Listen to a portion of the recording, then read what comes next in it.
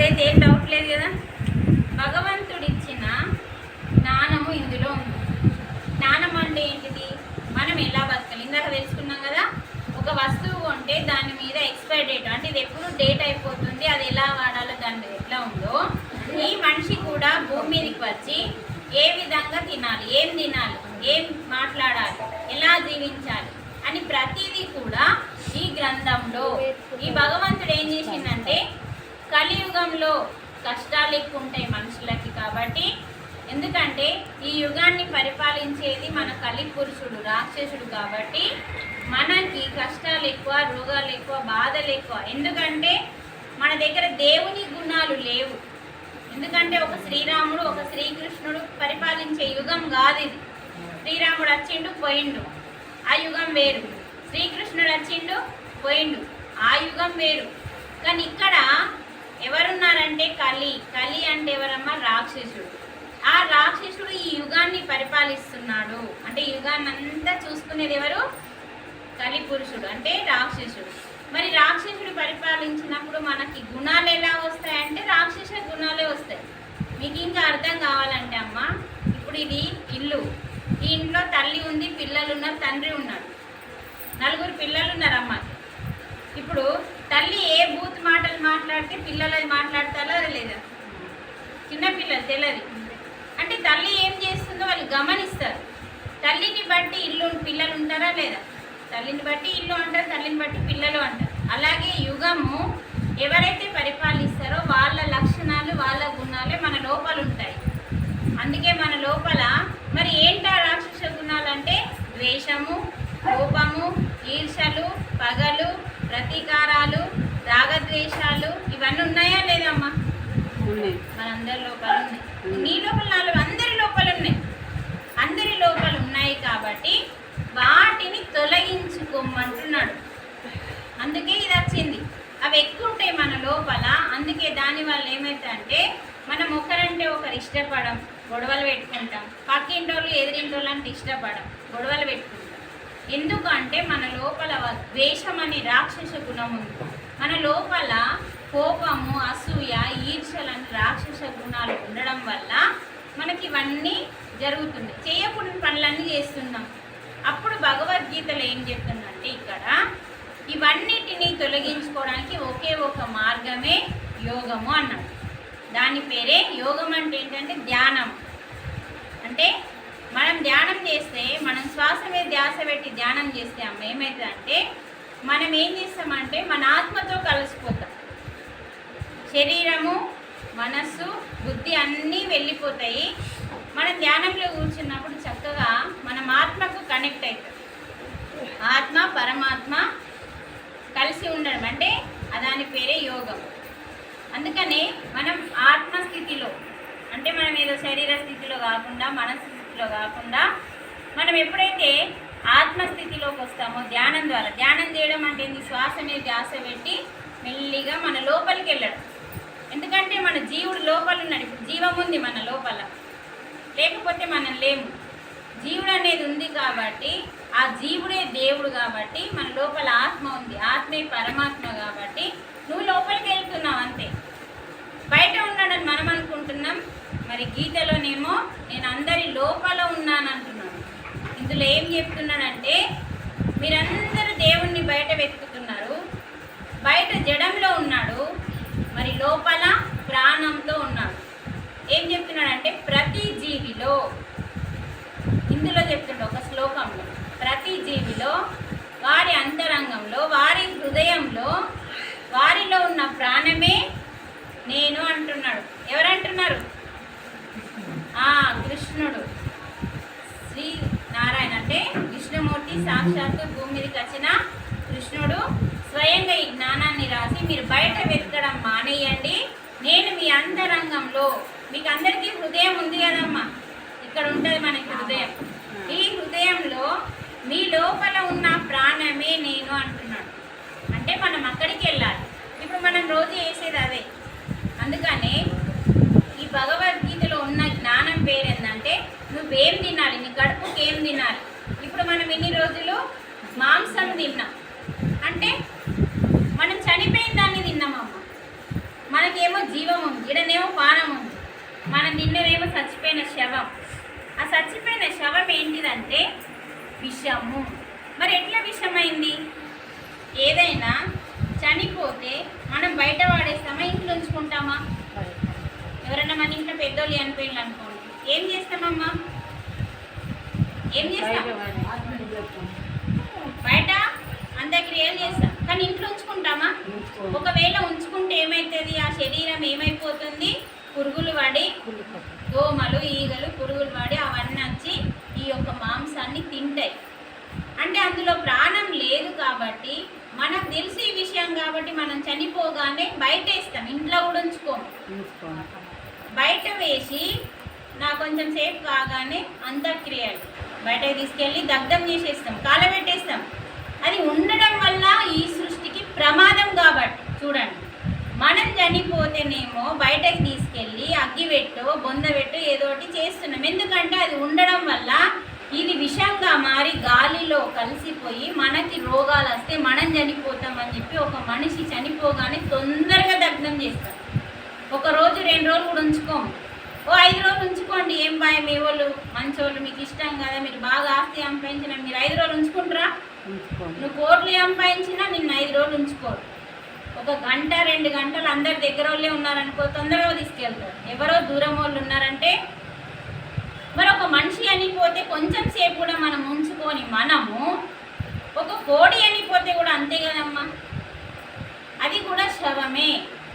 అప్పుడు మనకు తెలియలేదు ఇది మనం చంపుకొని తినేదే, తినడానికే అనుకుంటున్నాం. ఇక్కడ ఏం చెప్తున్నాడు మరి జ్ఞానం భగవంతుడు అంటే, అది తినేది కాదు, అది తినడానికి కాదు, అది కూడా భూమి మీద నువ్వెలా బతకడానికి భూమి మీదకి వచ్చినావో అలాగే తోటి ప్రాణి, అది నీ తోటి ప్రాణి. నీతో పాటే ఎన్నో లక్షల జీవరాశులు భూమి మీద నేను పుట్టించిన, అవన్నీ కూడా నీతో పాటు భూమి మీద బతకడానికి నేర్చుకోవడానికే వచ్చినాయి. అది నీ చంపే హక్కు, తినే హక్కు ఎవరికీ లేదు అని ఇందులో చెప్తున్నాడు. మనం తింటున్నాం కాబట్టి ఎప్పుడైతే సత్యం తెలుసుకొని అది తినేది కాదు, మనం తినాల్సింది ఏంటిదంటే పంచభూతాలతో, గాలి, వాన, నీరు, ఆకాశము, భూమి, 5 శక్తులతో. వీళ్ళందరూ దేవుళ్ళేనా? పంచభూతాలు దేవుళ్ళే కదా. నిద్ర వస్తుందా? ఈ పంచభూతాలతోనే అమ్మ మనకి పంటలు వస్తున్నాయా లేదా? నీకు వాన వల్లే పంట పండుతుందా? భూమి లేకపోతే ఎడ మొలకలు వేస్తావు, ఎడ విత్తనాలు పెట్టు. అంటే ఈ 5 ఉంటేనే ఈ పంచభూతాలని దేవుళ్ళతోని పంట పండుతుంది. అందుకని దేవుళ్ళకి కృతజ్ఞత చెప్పడం కోసమే మనం యజ్ఞాలు చేస్తాం. అందుకని అమ్మ మనం ఎప్పుడైతే పంచభూతాలతో పండుతుందో వారి శక్తితో పండింది అమృతం అవుతుందా, విషం అవుతుందా? చెప్పండి. విషమైతే కాదు కదా. మరి భగవంతుడు శక్తితో పండించిన పంటని మనం పండిస్తున్నాం. మన వ్యవసాయదారులు ఇప్పుడు మక్కను, బియ్యం పండినాయి, అవన్నీ పంచభూతాల శక్తితో పండినాయి. రాగులు, జొన్నలు, సజ్జలు, ఇవన్నీ కూడా ఏంటి, వారి శక్తితో పండినవి మాత్రమే మనం పూజించాలి. దాని పేరు అమృతాహారం. మరి కోడి అలా కాదు. ఎందుకంటే ఇక్కడ మనకి ప్రాణం ఉంది, అందులో రక్తం ఉంది. ఇప్పుడు అమ్మ మనం ఒక టమాటా తీసుకొని తెంపుకుంటాం, ఒక వంకాయ తీసుకొని తెంపుకుంటాం. చెట్టుకు నొప్పి వస్తుందా? చెట్టుని కొమ్మిరిసేస్తే నొప్పి వస్తుందా? టమాటా తెంపుకుంటే నొప్పి వస్తుందా? మీరు కొమ్మిరిసేస్తే అందులో నుంచి చీరకలు వస్తే నొప్పి వస్తుంది. దాన్ని తీసేస్తే, చెట్టుని మొత్తం మీకు ఏర్రతో మీకు పడేస్తే సచ్చేపోతుంది. కానీ మనం అది చేయట్లేదు కదా, కొమ్మ కూడా ఇరవట్లేదు. మనం సింపుల్గా ఏం చేస్తున్నాం, టమాటా తెంపుకుంటున్నాం. తెంపిన టమాటా దగ్గర మళ్ళీ ఒక టమాటా వస్తుందా రాదా? వస్తుందా రాదా? ఇప్పుడు మనం గోర్లు కట్ చేస్తామమ్మ. మీ అందరికీ గోర్లు కట్ చేసుకుంటూ వస్తాయా? గోర్లు కట్ చేసేటప్పుడు మీ అందరికీ బాధ కానీ నొప్పి కానీ కలుగుతుందా? గోర్లు కట్ చేస్తే నొప్పి రాదు. ఏళ్ళు కట్ చేస్తే నొప్పి వస్తుంది. చేతి తీసేస్తే నొప్పి వస్తుంది. మంచిగానండి, మనం ఎంత ప్రమాదంలో ఉన్నామంటే, మనం గోరు తీసేస్తే నొప్పి రాదు కాబట్టి గోర్లు పెరుగుతూనే ఉన్నాయి, మనం తీస్తూనే ఉన్నాం. అలాగే వెంట్రుకలు ఉన్నాయి, ఇవి కట్ చేస్తాం, నొప్పి వస్తుందా? నగల దగ్గరికి రోజు కూర్చుంటారు మగవాళ్ళు, మనమే బ్యూటీ పార్లర్ పోయి కూర్చుంటాం, నొప్పి వస్తుందా? మరి ఇవి కూడా పెరుగుతున్నాయి. ఒక టమాటా తెంపితే నొప్పి ఎట్లా రాదో, ఒక గోరు కట్టి వేస్తే మనకి ఎట్లా నొప్పి రావట్లేదు, ఇది సమానం అన్నట్టు. గోరు కట్టి వేస్తే, ఎంట్రికలు కట్టి వేస్తే మనకి ఎలా నొప్పి లేదో, ఒక టమాటా, వంకాయ, కూరగాయలు, బియ్యము ఇవన్నీ మనం ఎట్లా తీసుకుంటున్నామో వాటికి నొప్పిని కలిగించట్లేదు మనం చెట్లకి. అంటే చెట్ల నుంచి కూరగాయలు తీసుకునేటప్పుడు వాటికి బాధని కలిగించట్లేదు మనం. కానీ ఒక కోడిని చంపితే కానీ ప్రాణంతో ఉంటే తింటావా? మనం ఏం చేస్తున్నాం? కోడికి పీక తీసేస్తున్నాం, కోసేస్తున్నాం. మరి మనం ఒక టమాటా కోసినా, ఒక వంకాయ తీసుకున్నా, మీరు ఇటు చూడండి, మీకెంత శ్రద్ధ ఉంటే అంత క్లాస్ అర్థమవుతాము. మనం ఇన్ని రోజులు చేయకూడని పని చేసినాం, అది నేర్చుకుంటున్నాం. గీతలో చెప్తుండది ఏం చేయాలి అని చెప్తున్నాం. అంటే ఇన్ని రోజులు మనకు తెలియదు, ఎవరు చెప్పలే. అయితే ఎప్పుడైతే మనము ఈ చెట్ల ద్వారా తీసుకున్న ప్రతిదీ మన ఆహారంగా మనం మార్చుకున్నప్పుడు అది మళ్ళీ పుడుతుంది. తర్వాత దాని ఆయుష్ అయిపోయిన తర్వాత అది చెట్టు అనేది వెళ్ళిపోతుంది. కానీ ఒక కోడి నుంచి రక్తం వస్తుంది, ఒక టమాటా నుంచి రక్తం వస్తా, నీళ్ళు వస్తాయా? నీళ్ళు వస్తాయి. నువ్వు ఏ కూరగాయనన్నా అమ్మ నీరు లేకుండా వండవచ్చు, ఎందుకంటే అందులోనే నీళ్ళు ఉంటాయి కాబట్టి. ప్రతి కూరగాయలో నీరు అనేది ఉంటుంది, ఆవిరి మీద వండొచ్చు. మరి ప్రతి కూరగాయలో నీరు ఉంటుంది. కూరగాయలకు కండ్లు, ముక్కు, నోరు ఇవన్నీ ఉంటాయా? కానీ ప్రాణానికి, కోడికి, మేకకి ఇవన్నీ తింటున్నాం కదా, బట్ అన్నింటికి మనకేమేమి ఉన్నాయో అవన్నీ ఉంటాయి. మనం సంసారం చేస్తున్నాం, అవి చేస్తున్నాయి. మనం పాలిస్తున్నాం, అవి పాలిస్తున్నాయి. అవి కూడా సంసారం పిల్లల్ని అంటున్నాయి, వాటికి ప్రేమ ఉంది. చూడండి, ఒక పిట్టని గమనించండి, గుడ్డు పెట్టగానే దాని బిడ్డలు ఎటో పోవద్దు, ఆ గుడ్ల నుంచి నా బిడ్డలు వస్తారని చెప్పి అది గూడు అల్లుకుంటుంది, తనిల్లు దాన్ని కట్టుకున్నది. అది ప్రేమ కాదా? అంటే అక్కడ ఉందా లేదా ప్రేమ? అంటే ప్రతి జీవికి ప్రాణం ఉంది, బాధ ఉంది, అన్నీ ఉన్నాయి. మనకేమేమి ఉన్నాయో ప్రతి జీవికి అన్నీ ఉన్నాయి తల్లి. కాబట్టి అక్కడ మనం ప్రాణం తీస్తున్నాం కాబట్టి దానికి బాధ, హింస చేస్తున్నాం. కానీ చెట్టుకి హింస చెయ్యట్లేదు మనం, ఎందుకంటే అది మళ్ళీ వస్తుంది. మనం ప్రాణం తీస్తే, ఇప్పుడు నువ్వు పచ్చడి చెట్టు ఉంది ఇక్కడ, ఇప్పుడు తులసి చెట్టు ఉందమ్మా, పోయి తీసేస్తావా? ప్రాణం నీకు మనసు ఒప్పుతుందా? ఏర్లతోని తీసి పాడై. ఒక మల్లె చెట్టు ఉంది, అయి చక్కగా పువ్వులు పూస్తుంటే నువ్వు చెట్టు పీకేసినని తిడతాం. అంటే మనం వేర్లతో ఎప్పుడైతే పీకి పాడేస్తామో దాని ప్రాణం తీసేసినట్టు. మనం అలా చేయట్లేదు కదా. అందుకనే ఇక్కడ మనం ఎప్పుడైతే ఒక ప్రాణిని ఫస్ట్ పీకలిస్తున్నాం, పీకని కోస్తున్నాం, ఇందులో నుంచి బాధ, పిల్లలకి దూరం, కష్టము, రక్తం ఇవన్నీ వస్తున్నాయి కాబట్టి ఆ పాపము నీకు అంటుతుంది. అందుకే ఆ పాపం చెయ్యొద్దు అంటున్నాడు ఇక్కడ. అప్పుడు ఈ పాపం చేయొద్దు అంటే ఫస్ట్ మనకు తెలాలి కదా. తెలడం కోసమే ఈ భగవద్గీత భూమి మీదకి వచ్చింది. ఇందులో ఉంది, ఏ జీవిని చంపే హక్కు నీకు లేదు. మరి ఎందుకు లేదు అంటే, ప్రాణం పోసే శక్తి ఉన్నదా? కోడిని చంపేయి, కానీ మళ్ళీ వెంటనే ప్రాణం పోయి ఉందా? ఉందా మన దగ్గర?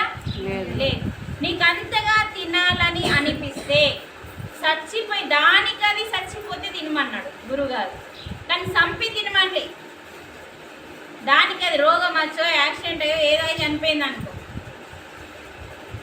నీకు అంతగా తినాలనిపిస్తే తింటే నువ్వు ఖరాబ్ అవుతున్నావు. ఎందుకంటే ఈ శరీరము అలా డిజైన్ చేయలే. కేవలం మానవుడు ఒక గొప్పవాడు, అవునా కాదమ్మా? అన్ని జీవుల కంటే మానవ జన్మ గొప్పది అంటాం. అన్నీ గొప్పయే. మరి మానవ జన్మని ఎందుకు గొప్పది అన్నారు అన్నిటికంటే? అంటే మానవుడు మాధవుడు అవ్వడానికి అవకాశం ఉంది. అంటే ఈ మానవుడు దేవుడు అవ్వడానికి అవకాశం ఉంది. మానవుడు దేవుడు ఎప్పుడైతాడంటే భగవద్గీత అర్థమైన రోజు, భగవద్గీత ఏం చెప్పిండో అది నువ్వు ఆచరించిన రోజు నీ లోపల అన్ని రాక్షస గుణాలన్నీ పోయి దైవీ గుణాలు వస్తాయి. అప్పుడు నువ్వెవరైనా ఒకట్లానే చూస్తావు. నీ బిడ్డను ఒకలాగా, పక్కింటోళ్ళని ఒకలాగా చూడకుండా మొత్తం ఒక్కటే సర్వం ఒకటే, ఎవరి కష్టమైన నా కష్టమే, ఎవరి బాధ అయినా నా బాధ, ఎవరి సంతోషమైన నా సంతోషమే అని ఎప్పుడైతే నీ బుద్ధి వికసించి నీకు జ్ఞానం వస్తుందో అప్పుడు నీకు ఆత్మ, నీ లోపలున్న ఆత్మ నీకు సాక్షాత్కారం, దాని పేరే మోక్షము అంటాం. మరి అలా రావాలి అంటే మనకి జ్ఞానం కావాలి. భగవంతుడు స్వయంగా ఈ జ్ఞానం ఇచ్చింది, ఇది ఒక్కటే చాలు, మనకి ఏది అవసరం లేదు, అంత జ్ఞానం దీంట్లో ఉందాం.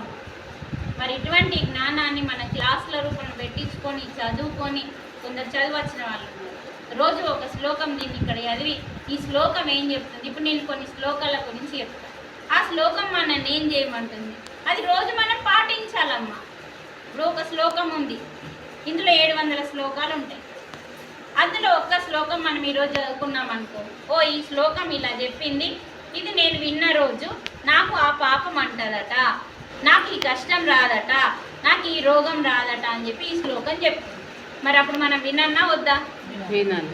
ఎందుకంటే నిన్ను డేంజర్లో పడకుండా కాపాడడానికే భగవంతుడు దిగచ్చి నీకు జ్ఞానం ఇచ్చిండు. ఇలా ఉండు బిడ్డ అని. మన పిల్లలు, మనకు 4 పిల్లలు ఉన్నారమ్మా, వాళ్ళు డేంజర్లో పడుతున్నారు, అలా కాదు ఇలా రా అని చెప్పి చెప్తామా లేదా? మన పిల్లలు ఖరాబ్ అయితే ఖరాబ్గానే ఇడిసపెడతామా? అలాగే భగవంతుడు ఈ కలియుగంలో బాధలు, కష్టాలు, రోగాలు ఎక్కువ ఉంటాయి, అన్ని యుగాల కంటే ఈ యుగంలో ఎక్కువ ఉంటాయి. ఎందుకంటే చెప్పినాదా? ఎందుకు చెప్పినా? ఇప్పుడే కదా తల్లి చెప్పిన. ఈ యుగంలో కష్టాలు, బాధలు, రోగాలు ఉంటాయి ఎక్కువ. ఎందుకు అని చెప్పి మన గుణం మంచిగా ఉండాలని. ఇది ఎవరు పరిపాలిస్తున్నారు? రాక్షసుడు అనే కలి పురుషుడు పరిపాలిస్తున్నాడు కాబట్టి అతని గుణాలే మనకు ఉంటాయి. కాబట్టి ఆ గుణాల వల్ల మనం ఏం చేస్తామంటే మంచి వైపు వెళ్ళకుండా చెడు వైపు వెళ్తామన్నట్టు. మనసు ఏం చెప్తా అంటే అందరూ చేస్తున్నారు చెయ్యు, అందరూ అదే మాట్లాడుతున్నారు మాట్లాడు అంటారు, అందరు చేస్తున్నా నేను చేస్తున్నాను, కానీ బుద్ధి ఏం చెప్తా అంటే వద్దు అంటది, చెయ్యొద్దు, తప్పు చేయొద్దు అని చెప్తుంది. అందుకనే ఎప్పుడైతే మనము ఈ బాధల నుంచి మనం విముక్తులం కావాలంటే మనకి ధ్యానం ఒక్కటే శరణ్. ఎవరైతే ధ్యానం చేసి రోజు కొంచెం ఇట్లా క్లాస్ పెట్టుకుంటామో మనకేమైతే అంటే రోజు మనం విన్నా కొద్దీ ఏమైందంటే మన మనస్సు, బుద్ధి అన్నీ, మనసు స్థిమితం పడి బుద్ధి అనేది మెల్లగా వికసిస్తుంది. అప్పుడు కరుణ, దయ, ప్రేమ, శాంతము, సత్యము, ధర్మము అనే లక్షణాలన్నీ నీ లోపల వికసిస్తాయి. ఇప్పుడు నాకేమున్నాయి? కోపం, ద్వేషం, ఈ పేర్లు ఎట్లున్నాయి చూడండి.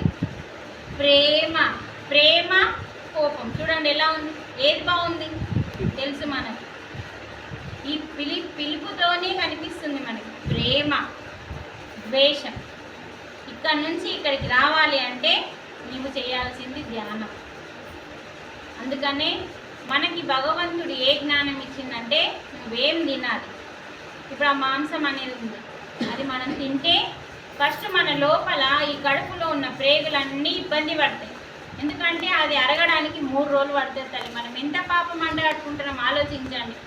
ఈరోజు ఆదివారం మస్తు అండుకున్నాం, తిన్నాం, తెల్లారి నీకు ఒక పొద్దు, కానీ నీ కడుపులో అది 3 రోజులు ఉంటుంది. ఒక ముక్క అంటే అది మాంసం కాబట్టి అది 3 రోజులు ఉంటుంది. అదే ఒక టమాటా, ఒక వంకాయ 1 రోజులో అరిగిపోతుంది, అది ఉండదు. అందుకనే మనం తెల్లారి ఒక్క పొద్దని దేవుని గుడికి పోతున్నాం, ఒక్క పొద్దు పడుతున్నాం. నీ లోపల ఉందంతేంటిది? లోపల ఉన్నది మీద కడుక్కుంటే పోతుందా అండి? ఇప్పుడు చేపల కూర అండి, ఉన్న బోర్లన్నింటికి ఆ వాసన వస్తుంది. అందుకని మీరు ఆ రోజు గమనించండి, అన్ని బోర్లు ముట్టారు చేపల కూర అన్నిటి వాళ్ళు ఏం చేస్తారంటే మీద ఏవేవో కొన్ని మాత్రమే ముట్టి వీటిని బాగా కడుగుతారు. అయినా పోతుందా? పోతలేదు, వాసన పోదు. అలాగే మీరు మీద కడుక్కున్నంత మాత్రాన, తలస్నానం పైసాలు వేసినంత మాత్రాన లోపల ఉన్నది పోదు. భగవంతుడు మీద చూడడు, లోపల తత్వం చూస్తాడు. మీరు కూడా ఆలోచించండి, ఒక పెళ్లి చూపులకు పోయినప్పుడు మీరు మీదున్న అవతారాన్ని చూస్తారా? మనసు మంచిది కావాలంటారా? నా పిల్ల మనసు మంచిదైతే చాలంటామా లేదా? కానీ మనం అంటాం కానీ పిల్ల మనసు ఎక్కడ చూస్తావు నువ్వు? రూపం చూసి పెళ్లి చేసుకుంటావు. అలాగే భగవంతుడు నీ రూపాన్ని చూడడు, నీ గుణాన్ని చూస్తాడు. గుణం ముఖ్యమా రూపం ముఖ్యమా భగవంతుడికి? నీకు కూడా గుణమే ముఖ్యం. నాకు గుణవంతురాలు కోడలు రావాలని ఎవరన్నా కోరుకోరా? గుణవంతురాలు అనుకుంటాం కానీ ధనవంతురాలు అనుకో. కానీ తెచ్చుకునే ధనవంతురాలు అక్కడ గుణం ఉండదు. గుర్తుంచుకోండి, గుణవంతురాలు కోడలు కావాలంటే ధనం గురించి ఆలోచించరు. ధనమే కావాలంటే అక్కడ గుణం ఉండదు, అహం ఉంటుంది. అందుకే భగవంతుడు నీ గుణాన్ని చూస్తాడు కానీ నీ రూపాన్ని చూడాడు. మరి ఇది కాదు దేవుడు చూసే, నీ అంతరంగంలో ఉన్న గుణం, నీ లోపల ప్రేమ ఉందా, దయ ఉందా, కరుణ ఉందా, ఇవి చూస్తాడు. ఇవి ఎప్పుడైతే నీ లోపల వికసిస్తాయో భగవంతుడు నీవాడైతాడు. నువ్వు భగవంతుడి వాడు కావడం ఈజీ. భగవంతుడు ఈ దేవుడు అంటే ఇష్టం, ఆ దేవుడు ఇంటి ఇష్టం అని మీరు చెప్పుకుంటుండ్రు. కానీ మనకి ఇష్టమని మనం చెప్పుకోవడం కాదు, ఇది ఎవరు చెప్పుకోవాలి? ఈ మానవుడు అంటే నాకు ఇష్టం అని దేవుడు చెప్పుకోవాలి. అలా ఉండాలి అంటే మన లోపల ప్రేమ, కరుణ, దయ అనేది వికసించాలి. ఎవరిని హింసించద్దు, ఏ జీవిని హింసించద్దు. అవునా కాదా అమ్మ? ఇందులో ఏమన్నా పొరపాట్లు ఉన్నాయా? ఆలోచించుకోండి. అంటే భగవంతుని దృష్టిలో భగవంతుని అనుగ్రహం మనం పొందాలి అంటే పండగలు చేస్తే వండుతామా, కొబ్బరికాయ కొడితే వండుతామా అని ఇందులో అస్సలు లేనే లేదు. మరి లేనప్పుడు మనం చేస్తే మనకు అనుగ్రహం ఎట్లా వస్తుంది? కొబ్బరికాయ కొట్టడానికి అంతరార్థం ఉంది, దాని వెనకాల ఒక జ్ఞానం ఉంది, తెలుసుకోమంటుండు. కానీ మనం కొబ్బరికాయ కొడుతున్నాం. దేవుడా నాకు ఇది ఇయ్యు, నీకు 100 కొబ్బరికాయలు ఇస్తా. మీరు అడిగే దాంట్లో ఎంత గలీజ్ ఉంది చెప్పండి. దేవుడికి నువ్వు 100 కొబ్బరికాయలు ఇస్తే ఆ కొబ్బరికాయలన్నీ ఇచ్చిందోళ్ళు, మరి నువ్వే తెచ్చినావు అవన్నీ? దేవుడి సృష్టి లేదా? దేవుడే పండియకపోతే నీ పంటలో కొబ్బరికాయలు వస్తాయా? ఆయన వండించి నువ్వు ఆయనకి ఇస్తే మళ్ళీ నీకు దేవుడు ఒకటి అడుగుతున్నావు. ఆయన అలా అడగలే. నువ్వు ప్రతి ప్రాణిని కాపాడు, ప్రేమతో ఉండు, ఎవరిని హింసించకు. ఏం చెప్పాలి? నాకు ఇది కావాలని ఎప్పుడు దేవుడు అడగడు. కానీ ఒకటి అడిగిండు, దాని పేరే అహింస అనే పుష్పం. అంటే ఏ జీవిని బాధ పెట్టకు, ఏ జీవి బాధలో ఉంటే దాని బాధని తీర్చడమే అహింసో పరమో ధర్మ అనే ఆ పుష్పం ఇవ్వమన్నాడు. అర్థమైంది ఇప్పుడు నేను చెప్పింది? మీరు చెట్ల మీద ఉండే పుష్పాలు అడగలే దేవుడు. నీ హృదయంలో ఇక్కడ ప్రతి పుష్పం వాడిపోతుందండి. వాడిపోతుందా లేదా? ఏ పువ్వు అన్నా వాడిపోతుంది. కానీ నీ హృదయంలో ఉండే పుష్పాలు వాడిపోవు. వీరబ్రహ్మం గారు స్వయంగా ఇదే చెప్పిండు. మన లోపల అమ్మ 8 పుష్పాలు ఉంటాయని చెప్పిండు బ్రహ్మం గారు హృదయంలో. ఆ హృదయం అనే పుష్పంలో 8 పుష్పాలు. దేవుని అనుగ్రహం నువ్వు పొందాలి అంటే, దేవుని దయ నీ మీద కలగాలంటే నువ్వు 8 పుష్పాలని భగవంతునికి సమర్పించమన్నాడు. అవి ఆడిపోవు. 1, అబద్ధాలు ఆడకుండా సత్యంతో జీవించు. సత్యం ఏంటిదో తెలుసుకోవాలి. సత్యం తెలుసుకోవడం అంటే ఏంటంటే దేవుడు అసలు ఎక్కడున్నాడు, నేనెవరిని. సత్యం తెలుసుకోవడం అంటే అబద్ధాలు ఆడకుండా నిజం మాట్లాడడం కాదండి. అంతేకాదు, అది ఓకే. కానీ ఇంకోటి ఏంటిదంటే అసలు దేవుడు ఎక్కడున్నాడు అని తెలుసుకోవడమే సత్యం. అక్కడికి వెళ్ళడమే సత్యం. ఇప్పుడు దేవుడు ఎక్కడున్నాడని భగవద్గీతలో చెప్తుందంటే అహమాత్మ గుడాకేశ సర్వభూతాశయ స్థిత అహమాదించ మధ్యంచ భూతానమంత ఏవచ. అంటే సర్వభూతాశయ స్థిత అంటున్నాడు. అంటే ఈ లోకంలో ఎన్ని భూతాలు, ఎన్ని ప్రాణులు ఉన్నాయో సర్వమున్న ప్రాణులలో నేనే ఉన్నాను అంటున్నాడు.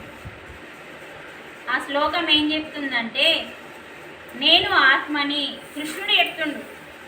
నేను విగ్రహాన్ని, నేను ఫోటోని అని ఇందులో లేదు. నేను ఆత్మని అంటున్నాడు దేవుడు. నేను ఆత్మని. నేను ఎక్కడున్నాను? మరి మీ అందరిలో ఉన్నాను. సర్వభూత, కోడిలో, మేకలో, పందిలో, కుక్కలో, మనిషిలో, అన్నింటిలో వారి హృదయంలో ఉన్న ప్రాణమే నేను ఆత్మగా ఉన్నాను. అందుకే మిమ్మల్ని సృష్టించింది నేనే, మిమ్మల్ని నడిపించేది నేనే, మిమ్మల్ని అంతం చేసేది నేనే. కాబట్టి మీ అందరిలో నేనే ఉన్నాను, మీరందరూ అక్కడికి రండి అంటున్నాను. మన లోపలికి పోతున్నామా? మీ హృదయం దగ్గరికి మీరు వెళ్ళాలి. అంటే మీ లోపల, మీ హృదయం లోపల ప్రాణం ఉందమ్మా. మా ప్రాణం ఉంటేనే మనం అందరం ఇక్కడ ఉన్నాం. అంటే మనమందరం శివం. శివం అంటే శివుడు. చనిపోతే దాని పేరేంది? చూడు, శివం శవం. శివం అంటే ప్రాణం ఉన్నది, శవం అంటే ప్రాణం పోయింది. ఎంత తేడా ఉందో చూడండి. ప్రాణం ఉందంటే నువ్వే శివుడివి, నీ లోపల ఉన్నది ఇక్కడ. అందుకే ఆ లోపలికి వెళ్ళడమే ధ్యానం అమ్మ. మరి ఆ లోపలికి ఎట్లా వెళ్ళాలంటే ఈ శ్వాస ఉంది కదా, ఈ శ్వాస నీ లోతులోకి వెళ్తుంది. శ్వాస ఒక్కటే పోతుంది, ఇంకేది వెళ్ళదండి. అందుకని దాన్ని మనం పట్టుకోవాలి. శ్వాస మన లోపలికి వెళ్ళి మన లోపల ఉన్న మైలంతా తీసుకొస్తుంది, తీసి బయట పడేస్తుంది. అప్పుడు మనసులో ఉన్న మైలంతా శుద్ధి జరుగుతుంది. చూడండి, మనం రోజు ఇండ్లను ఎన్నిసార్లు నూపుతాం? రోజుకి 2 సార్లు. అవునా కాదమ్మా? మన ఇల్లుని మనం 2 సార్లు ఎట్లా నూపుతున్నామో ఒక చీపిరి బట్టి, మన శ్వాసని ధ్యాస పెట్టి మన అంతరంగంని నూపుకోవాలి.